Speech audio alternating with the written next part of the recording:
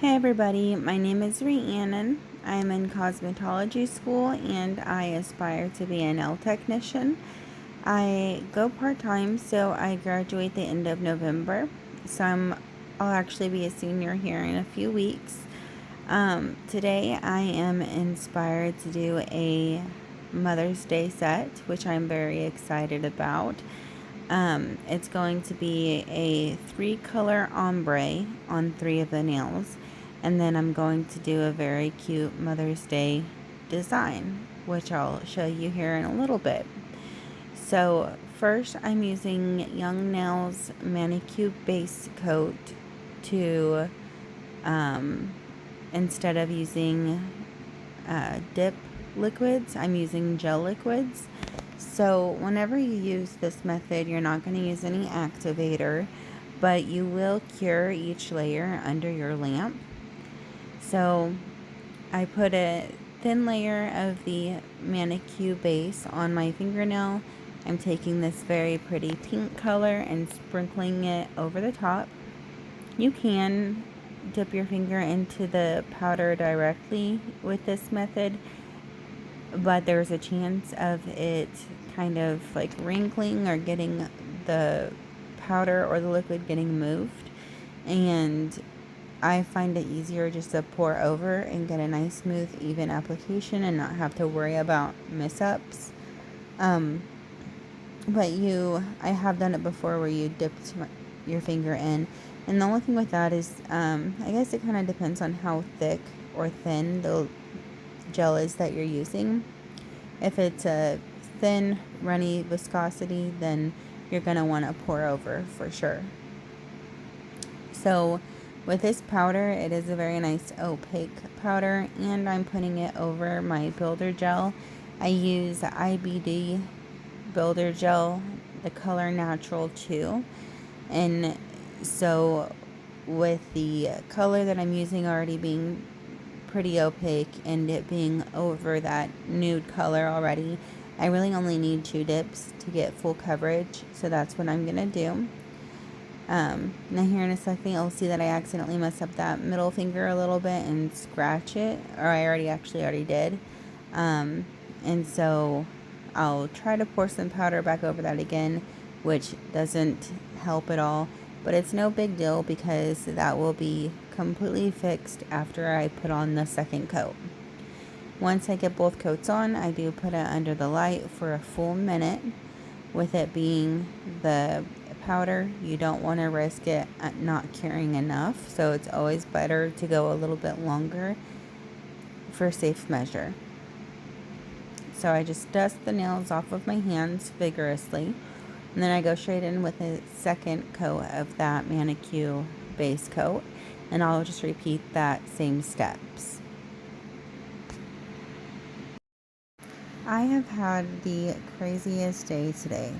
So whenever I went to the gas station I got out of school today, my low fuel I was on, I was tired after doing a perm, which took a very long time this evening. I stopped at the gas station to get some gas, and whenever I got out of the car, after locking it, I realized that my keys were still inside the car. So I had to call Papa Lock, and they use this little tiny tool. It reminds me of like a piece of a blind, that covers the window. It's just like a plastic stick and then a string tied onto the end of it. And he just slid that thing inside my door, used the string part to pull up the lock. It literally took him less than 60 seconds and cost $45. So, oh my goodness, I appreciate him. I appreciate their service, but $45 for, I don't know. I was telling my boyfriend, like, I am definitely going to make one of those tools because it definitely looked homemade. Definitely something that I could do myself. And I will just keep that little tool in my purse from now on, and I am never paying for a Papa Lock again. Now on to the ombre. So what I like to do is I'll start with the color closest to the cuticle and then work my way down to the color closest to the free edge. I'll cure that, And then on the second coat, I'll start from the free edge and go up to the cuticle. And that helps the blending, I think. And it also helps to make sure that each color that you put on doesn't get overwhelmed by the color before, because you're kind of mixing it up. So I'll start with the lightest pink towards the cuticle. You can see I'm really even tapping it more on the skin than I am my actual nail, because the powder is gonna kind of float all around that area, and since I want it concentrated mainly up high towards the cuticle, I just tap it slowly over until I get the amount of color that I want on the nail. And then I do the same thing with that deeper pink, except I focus it really on top of the cuticle area of the nail, and then it falls onto the middle. And then again with the purple, I focus on the middle and it falls more to the free edge. Something that you do not have to worry about is once you get a color down on the base coat, you can pour a different color on top and it's still going to be the original color that you put on, because whatever touches that base coat first is the color that you're going to see after you cure it and wipe it off. I guess there are some situations if you're using like white and then vibrant red, where that red very possibly will stain the white and mess up that application. But for the most part, you don't have to worry if the colors touch or overlap. Whatever you put down first is going to be the color that you see when you wipe everything off.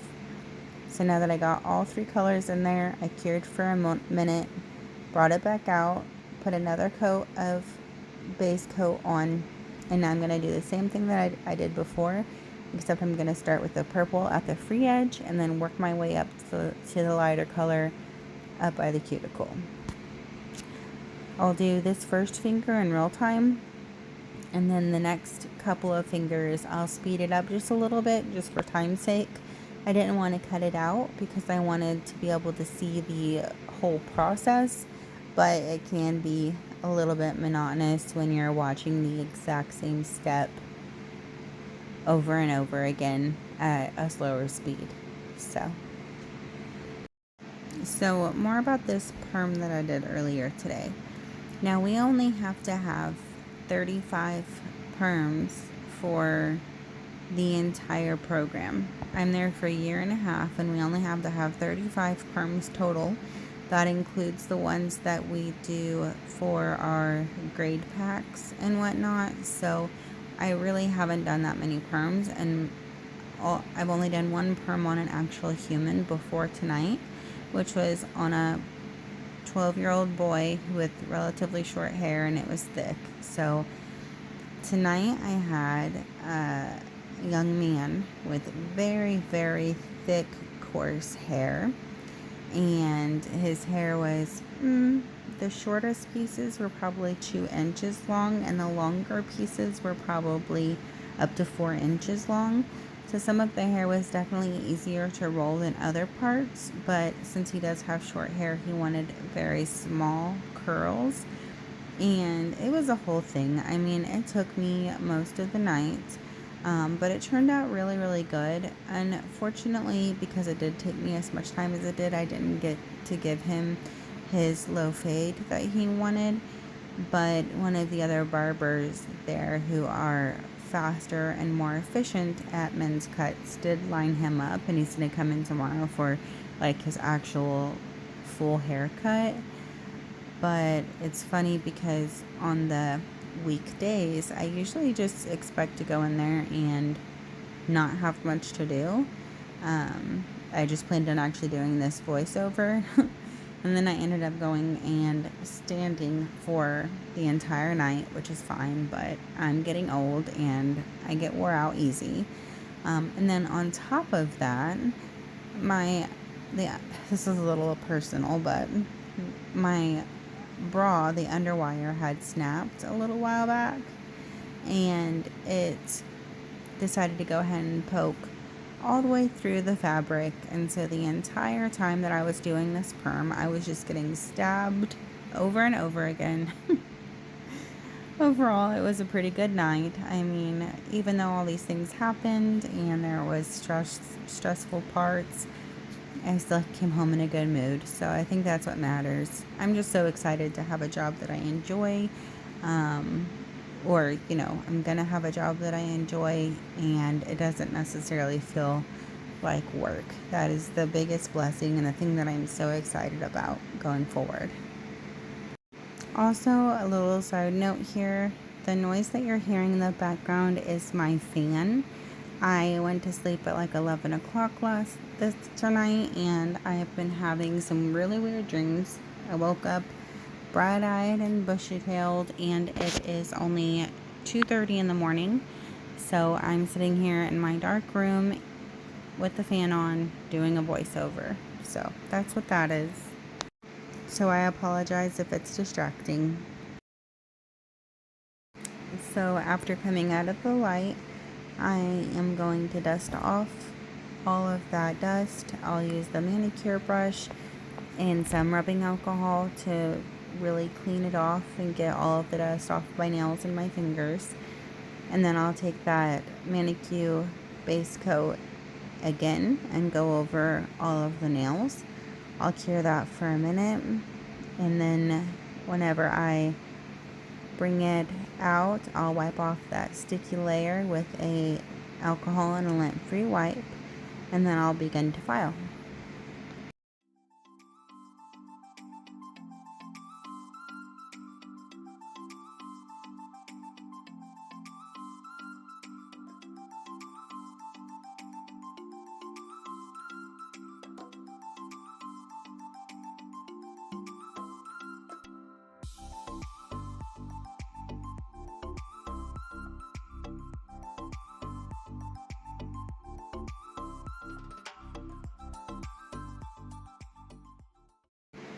So on the filing, I'll be using my electric file and a 150 grit sanding band.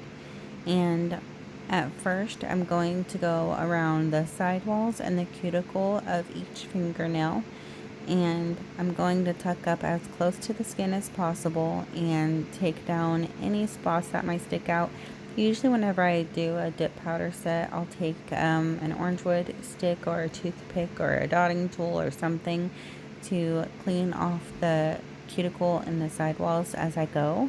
I did not do that this time, which I regretted because I found myself trying to use my fingernail to clean up the sides a lot, and then I still had quite a bit of spillage, I guess, if you will. I don't know if it was spillage because it wasn't that bad, but it was still an issue that I would have prevented if I just would have wiped off the sidewalls and cuticles while I was in the process. So I take that e-file on a pretty low speed, probably 5,000 RPMs, go around the nails first, and then I'm going to lightly take it over the entire surface of the nails. And when I say lightly, I mean very lightly. I just want to smooth out any roughness, any lumps or bumps, but I do want to make very sure not to go past that base coat and into the design, especially on the ombre nails that I just did all that work to get a smooth transition. I only want to file on that base coat.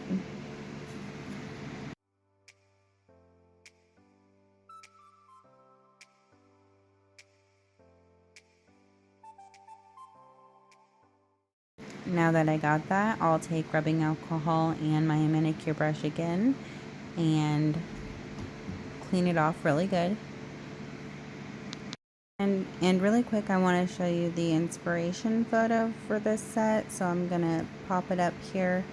So I just saw that on Google Photos and thought that it was very, very cute and obviously appropriate for Mother's Day. So definitely want to give a shout out to whoever originally created this specific idea because it's adorable.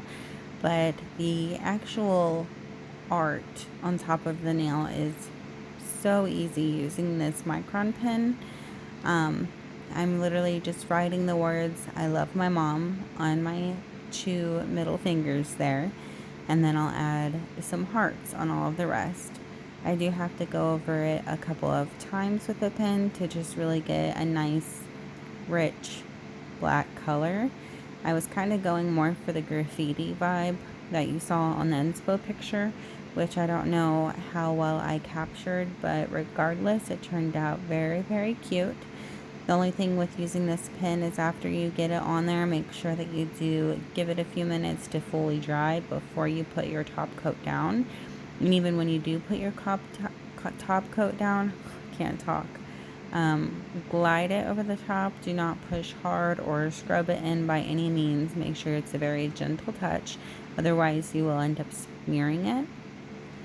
So that is pretty much the design that I'm showing you guys today. I really appreciate you watching. I am having fun doing these. I hope that you'll subscribe, like the video, and comment down below if there's anything different that you want me to try or see me do, or if you have any questions. I feel like I have a whole lot of knowledge that I want to share with the world, but I also have a lot of questions and want to continue to learn and to be inspired, and I would love to have a dialogue with you. So